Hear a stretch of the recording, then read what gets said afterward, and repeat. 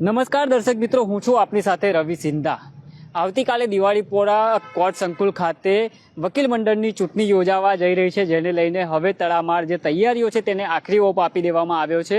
અત્યારે હું એ જગ્યા પર ઊભો છું કે જ્યાં વકીલ મિત્રો છે, જે મતદારો છે, તે કેવી રીતના મતદાન મથક સુધી પહોંચી શકશે તેની તમામ જે અહીંયા વ્યવસ્થા છે ચૂંટણી અધિકારીઓ દ્વારા કરવામાં આવી છે। આપણી સાથે ચૂંટણી અધિકારી હરિભક્તિ સાહેબ છે, તેઓ પણ અત્યારે મોજૂદ છે ને તેઓ જ આપણને સમજાવશે કે અંદર કેવી રીતના પ્રવેશવું, મતદારોને કોઈ જાતની અગવડ ના પડે, તમામ વસ્તુનું અહીંયા ધ્યાન રાખવામાં આવ્યું છે। હાલ જે રીતના આપણે અહીંયા જે બેરિકેડિંગ કરવામાં આવ્યું છે, આ દ્રશ્યમાં જોઈ શકો છો કે જે અંદર જે વકીલ મિત્રો, જે મતદારો છે, તે અહીંયાથી પ્રવેશશે ને અંદર મતદાન મથક સુધી તેઓ પહોંચશે। આપણે સાથે દ્વારકેશ હરિભક્તિ સાહેબ છે, મુખ્ય ચૂંટણી અધિકારી છે, તેમની સાથે વાત કરીશું। આ ચૂંટણી ખૂબ જ રસપ્રદ છે, કેમ કે જે પ્રમુખ પદ ખૂબ મોટું ગણાય છે અને પ્રમુખ પદ માટે જે બે ઉમેદવારો છે, એક નલિન પટેલ અને હસમુખ ભટ્ટ, તે પણ જે આ ચૂંટણીમાં એડી ચોટીનું ચોર લગાવી રહ્યા છે। ચૂંટણી જે પંચ છે તેમના દ્વારા તમામ પ્રકારની વ્યવસ્થા છે તે કરી દેવામાં આવી છે। આપણી સાથે હરિભક્તિ સાહેબ છે। સાહેબ, કેવા પ્રકારની વ્યવસ્થા છે? મતદારોને કોઈ જાતની અગવડ ના પડે તેવી પણ સુંદર વ્યવસ્થા કરવામાં આવી છે। અમારા વડોદરા વકીલ મંડળની આવતીકાલે યોજાનારી ચૂંટણીમાં સૌ પ્રથમ અમે મતદારોનું ધ્યાન ખૂબ જ રાખેલું છે અને તેને ધ્યાનમાં રાખી અમે પૂર્વ તૈયારી રૂપે આજે પૂરેપૂરી તૈયારી કરીને મૂકી દીધેલી છે। આ જે એન્ટ્રન્સ પર અત્યારે આપણે ઊભા છે, ત્યાંથી દરેક વોટર્સને આવવાનું છે અને ત્યાંથી આવતા એમને આ બાજુની સાઈડે જે દેખાય છે ત્યાંથી જઈ પાછળ જઈ અને ત્યાંથી વોટિંગ રૂમ જે છે, અમારું વોટિંગ બૂથ છે, ત્યાં આવવાનું છે અને ત્યાંથી એમને વોટ આપીને ત્યાંથી જ પાછા નીકળી જવાની વ્યવસ્થા અમે કરેલી છે। કોઈ પણ વકીલ મિત્રોને કોઈ પણ જાતની તકલીફ પડે તે માટે અમે પૂરેપૂરી વ્યવસ્થા કરેલી છે। પૂછપરછ માટેનું કાઉન્ટર્સ રાખ્યા છે, બેલેટ આપવાના ટેબલ્સ અમે રાખેલા છે, એક સાથે અમે 60 વકીલો વોટ કરે એની અંદર અમે વ્યવસ્થા કરેલી છે। દરેક ઠેકાને અમે સીસી સર્વેલન્સ કેમેરા મૂકેલા છે, પ્લસ અમે એટલી બધી આધુનિક ટેકનિકનો ઉપયોગ કરી રહ્યા છે અત્યારે કે તમે ક્યાં વોટ એટલે તમે વોટ આપવા ગયા અને વોટ આપીને નીકળી ગયા એ બે તાત્કાલિક ખબર પડશે અને દરેક મિનિટે મિનિટ કેટલા વોટ જઈ રહ્યા છે, કેટલા વોટર્સ આવી રહ્યા છે અને કેટલા વોટર્સ વોટ આપીને ગયા તેની તરત ને તરત માહિતી મળી જશે। જી સાહેબ, આજે આજુબાજુ જે જગ્યા છોડવામાં આવી છે એ શાના માટેની છે? આ જે છે એ કેન્ડિડેટોને પોતાના પ્રચાર માટે અમે જગ્યા આપેલી છે કે અહીંથી આવતા વોટર્સને તે લોકો પોતાનું આઈડેન્ટિફિકેશન અને પ્રચાર કરી શકે અને એમના માટે આટલી ખુલ્લી જગ્યા એટલે આપી છે કે ત્યાં કોઈ પણ જાતની એમને પણ, કેન્ડિડેટોને પણ અને એમના ટેકેદારોને પણ કોઈ અગવડ ઊભી થાય નહીં। જે ચોક્કસથી દર્શક મિત્રો, જે આ દ્રશ્યમાં જોઈ શકો છો કે જે આ ખુલ્લી જગ્યા જે અહીંયા રાખવામાં આવી છે તે કેન્ડિડેટો પોતાનો જે પ્રચાર કરી શકે તેવી વ્યવસ્થા છે તે કરવામાં આવી છે। આપણે સાહેબ જોડે અંદર જઈશું ને અંદરની પણ જે પરિસ્થિતિ છે તે આપણે જાણીશું।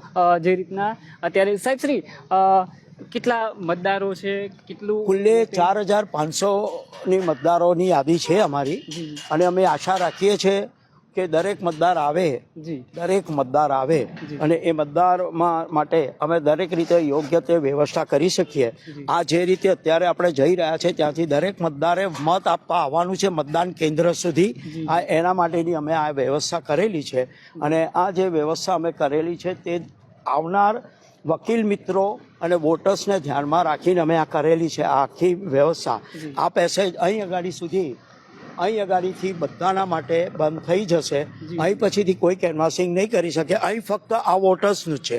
This is our restricted area કે જ્યાં અગાડી વોટર્સ જ આવી શકશે, બીજા કોઈને અહીં પરમિશન અમે આપીશું નહીં। સાહેબ, કેટલા મતદારો છે ને આખું વોટિંગ? 4500 મતદારો છે અને અમે એવી આશા રાખીએ છીએ કે ફૂલ મતદાન થાય અને મેક્સિમમ મતદાન થશે એવી અમે સંપૂર્ણ રીતે આશા રાખીએ છીએ। સાહેબ, આ જે બેઠક વ્યવસ્થા છે તે અહીંયા શું થવાનું?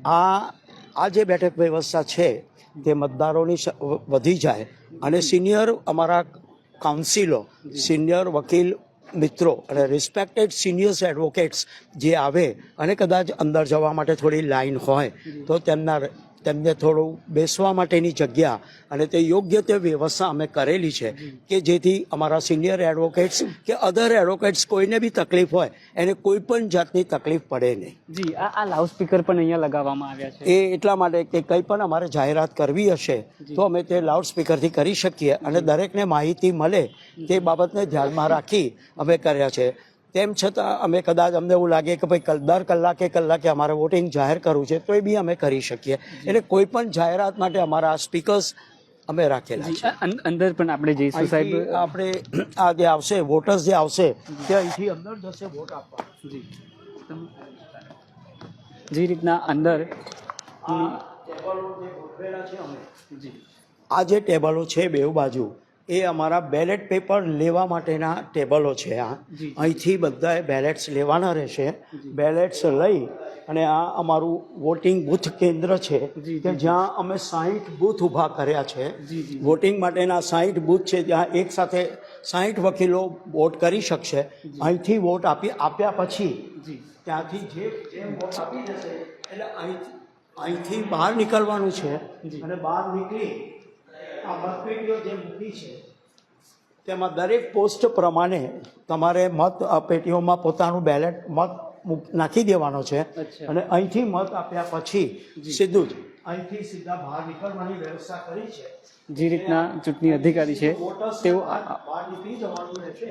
જી પેલું બેરીગેટથી પાછળ સીધા બહાર કોર્ટમાં જવાનું રહેશે. એક્ઝિટ ગેટ બનાવવામાં. હા, એક્ઝિટ ગેટ છે અમારો. સાહેબ સીસીટીવી પણ પૂરેપૂરા સજ્જ કરી દેવામાં આવ્યું છે. આખું જે મતદાન પ્રક્રિયા છે તે આખું સીસીટીવીના દેખરેખમાં જ થશે સાહેબ. આખું સીસીટીવી કેમેરા મૂકેલા છે, સર્વેલન્સ કેમેરા છે અને ફક્ત વોટિંગ બૂથમાં એને કોઈ પરમિશન નહીં, કારણ કે એ કોન્ફિડેન્શિયલ વોટિંગ સિસ્ટમ છે આખી, ત્યાં નહીં. બાકી આખી પ્રક્રિયા સીસીટીવી કેમેરા નીચે જ એને લઈ આવી લેવામાં આવેલી છે. સાહેબ કોકને મતદાનનું પ્રક્રિયા જે ચાલી રહી છે, કેટલું મતદાન થયું છે તે જોવા માટેનું કેવા પ્રકારની વ્યવસ્થા? મતદાન મેં એવું કીધું, જે લિંક અમે અત્યારે તૈયાર કરી છે એ લિંક ઉપર જો ઓપન કરશે તો એક મિનિટે કેટલા વોટ જઈ રહ્યા છે તે તરત જ મળી જશે. કોઈને કશું જ કહેવાનું કે પૂછવાનો વારો આવવાનો નથી. લિંક ઓપન કરશે એટલે એક માહિતી અંદર આવી જશે. જી સાહેબ, આ એક એવા પ્રકારની ચૂંટણી હોય છે કે એક જ દિવસમાં રિઝલ્ટ પણ તમે આપી દેતા હોવ છો. બને ત્યાં સુધી અમારો પ્રયત્ન અત્યાર સુધીનો એવો છે કે સેમ ડે અમે 8 પોસ્ટના રિઝલ્ટો જાહેર કરી શકીએ. પણ ઘણી વખત એવું બને છે કે મેનેજિંગ કમિટી અમારા માટે 17 જણ કેન્ડિડેટ્સ ત્યાં કરતા હોય, લડતા હોય તો અમારે વોટ 10 મિનિમમ આપવાના, તો એ કાઉન્ટિંગ થોડું લેટ થતું હોય તો અમે એમને બીજે દરે કરીએ છીએ. બાકી તમામ પોસ્ટો પર અમે બને ત્યાં સુધી એવો પ્રયત્ન કરીશું અને કરાવીશું કે ભાઈ રિઝલ્ટ જાહેર ઇલેક્શન પછી એના તમામ રિઝલ્ટો જાહેર થઈ જાય અને કાઉન્ટિંગની પ્રક્રિયા સમાપ્ત થાય. જી ચોક્કસથી હરિભક્તિ સાહેબ, તમારો આપનો આભાર અમારી સાથે જોડાવા બદલ. જે રીતના આખી જે અહીંયા આવતીકાલે જે ચૂંટણી યોજાવાની છે, વકીલ મંડળની જે ચૂંટણી યોજાવાની છે, જે મતદારોને ખાસ પ્રકારની કોઈ જાતની અગવડતા ના પડે તે વિશે તમામ જે વસ્તુઓ છે, કેવી રીતના અંદર એન્ટર થવું, તમામ વસ્તુઓ છે હરિભક્તિ સાહેબે આપણે બતાવ્યું. આપ પણ જો અહીંયા મતદાન કરવા માટે આવવાના હોય તો આ અહેવાલ ચોક્કસ જોજો. જે રીતના સાહેબે અહીંની જે આખી સિચ્યુએશન છે, જે અહીંની સિસ્ટમ જે ગોઠવવામાં આવી છે, જે સિસ્ટમ કરી છે તેના આધારથી આપણે પણ ક્યાંક સગવડ પડશે. જે રીતના વડોદરા શહેરમાં વકીલ મંડળની જે ચૂંટણી યોજાવાની છે આવતીકાલે, તેનું મતદાન પ્રક્રિયા શરૂ થવાની છે, જેને લઈને જે પ્રમુખ પદ માટે જે બંને ઉમેદવારો છે તે પોતાનું એડીજોટીનું જોર લગાવી રહ્યા છે. હવે આવતીકાલે શાંતિપૂર્ણ માહોલમાં જે આ મતદાન પ્રક્રિયા પૂર્ણ થાય તે માટે જે ચૂંટણી પંચ છે તેમના દ્વારા પણ તડામાર જે તૈયારીઓ કરી દેવામાં આવી છે. મારા સહયોગી સાથે હું Ravi Sindha, Spark Today News, Vadodara.